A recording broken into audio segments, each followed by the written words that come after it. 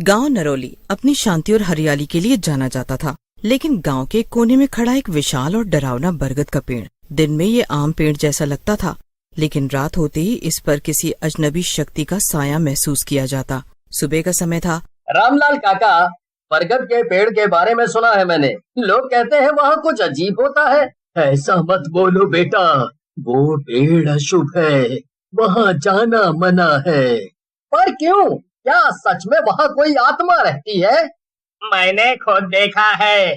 उस पेड़ पर सफेद साड़ी पहने एक औरत को, उसकी लाल आंखें, उलझे हुए लंबे बाल और वो हंसी, उफ, वो हंसी आज भी कानों में गूंजती है। वो कौन थी? उसका नाम था कमला। उसके साथ गांव वालों ने बहुत अन्याय किया था। कुछ देर वहाँ रुकने के बाद वो दोनों चौपाल से उठ जाते हैं और एक खोखे की तरफ चाय पीने जाने लगते हैं। रवि भाई, तुम्हें क्या लगता है, क्या गांव वाले सही कह रहे हैं? पता नहीं यार, मुझे तो विश्वास नहीं हो रहा था। एक पल को तो मुझे ये लगा ये लोग फेंक रहे हैं लंबी लंबी, यूं ही डर का माहौल बनाने के लिए। क्यों ना खुद जाके सच्चाई पता की जाए? क्यों, क्या कहते हो? मैं भी यही बोलने वाला था तुमसे। पता तो करना पड़ेगा, आखिर सच्चाई क्या है उस पेड़ की। शाम ढलने लगती है। रवि और करण को गांव वालों की बातें अफवाह लगी, इसलिए उन्होंने तय किया कि वे खुद जाकर सच्चाई का पता लगाएंगे। वे दोनों बरगद के पेड़ तक पहुँचे। पेड़ का आकार डरावना था। जैसे ही उन्होंने पेड़ को छुआ, अचानक हवा तेज हो गई। चारों तरफ अजीब सा सन्नाटा छा गया। तभी पेड़ के पीछे से किसी के पैरों की आहट सुनाई दी। वे पीछे मुड़े, वहाँ कोई नहीं था। लेकिन तभी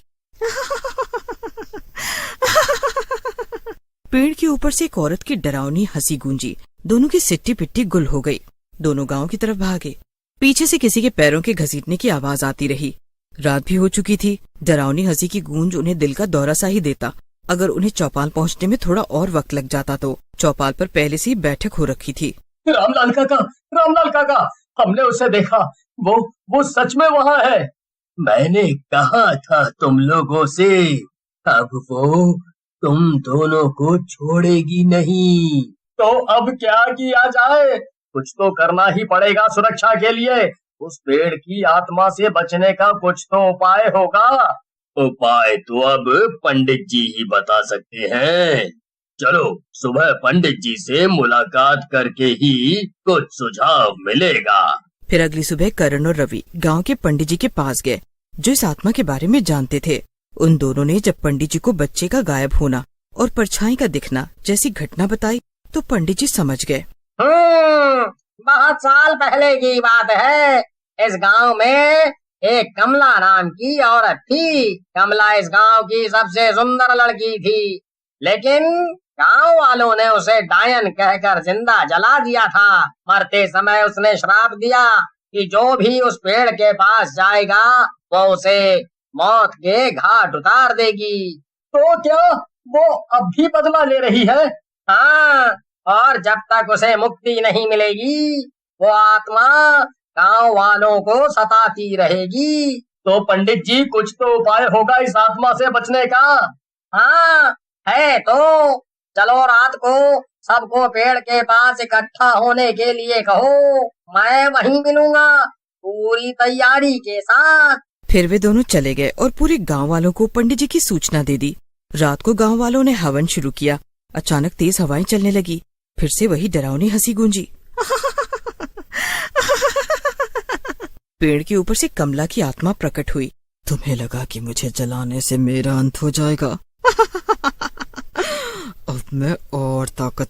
तभी रामलाल काका का ध्यान पेड़ के पीछे गया। पंडित जी का शव पेड़ के पीछे पड़ा था। पंडित जी को इस आत्मा ने पहले ही मार दिया था। ये सब उसी का खेल था। कमला की आत्मा और जोर जोर से हंसने लगी। मुझे कोई रोक नहीं सकता। अब ये पूरा गांव मेरा होगा। गांव वालों ने मंत्रोच्चार तेज कर दिया। मंत्रोच्चारण पूरा होते ही करण और रवि ने हिम्मत करके गंगा जल आत्मा पर फेंका, जिससे कमला की आत्मा जलने लगी। नहीं, ये नहीं हो सकता। तभी अचानक तेज रोशनी हुई और पेड़ जल उठा। कमला की चीखों के साथ साथ उसकी आत्मा भी जल्द ही राख बन गई। गांव वालों को ये देखकर सुकून मिला। अगली सुबह देखो गांव वालों, अब हमें उस आत्मा से छुटकारा मिल गया है।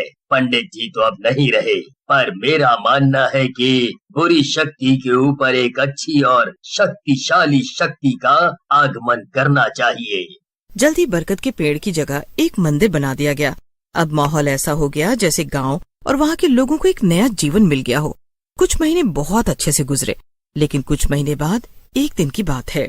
रात का गहरा सन्नाटा था। करण अपनी चारपाई पर लेटा हुआ था, लेकिन नींद उसकी आंखों से कोसों दूर थी। बरगद के पेड़ की घटना के बाद उसे लग रहा था कि सब कुछ ठीक हो गया है, लेकिन तभी अचानक करण को अपने कमरे में वही हंसी जोर जोर से आने लगी।